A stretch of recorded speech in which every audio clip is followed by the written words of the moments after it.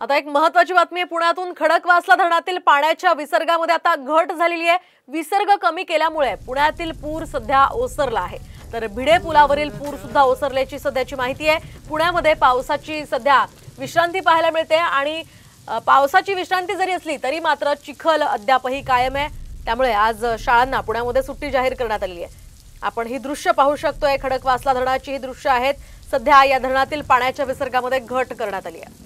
या दोन महत्त्वाची दृश्य आहेत। पुण्यातील कालची ही परिस्थिती आपण पहिल्या दृश्यात पाहतोय, किती भयंकर पद्धतीचा हा पूर होता आणि आज काहीशी परिस्थिती निवळल्याची सध्या माहिती मिळते आणि त्यामुळे आता विसर्ग सुद्धा कमी करण्यात आला। या संदर्भात आपण अधिक माहिती जाणून घेऊयात आमचे प्रतिनिधी सागर आव्हाड यांच्याकडून। सागर, काय सांगाल, सध्या पुण्यातली काय परिस्थिती आहे, काय माहिती आहे पुराची?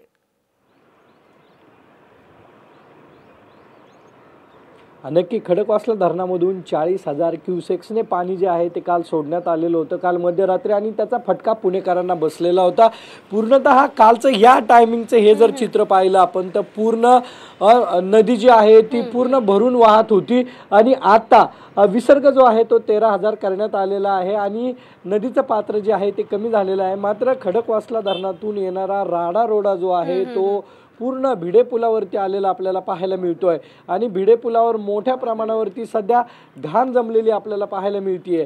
त्याचबरोबर महानगर प्रशासनाकडून पूर्ण हा राडा रोडा जो आहे तो काढला जाईल आणि काही वेळानंतर पोलीस प्रशासनाकडून हा पूल जो आहे तो वाहतुकीसाठी खुला केला जाणार आहे। या संदर्भातले सगळे अपडेट सागर तुमच्याकडनं घेत राहणार आहोत। तुर्तास धन्यवाद दिलेल्या सविस्तर माहितीसाठी।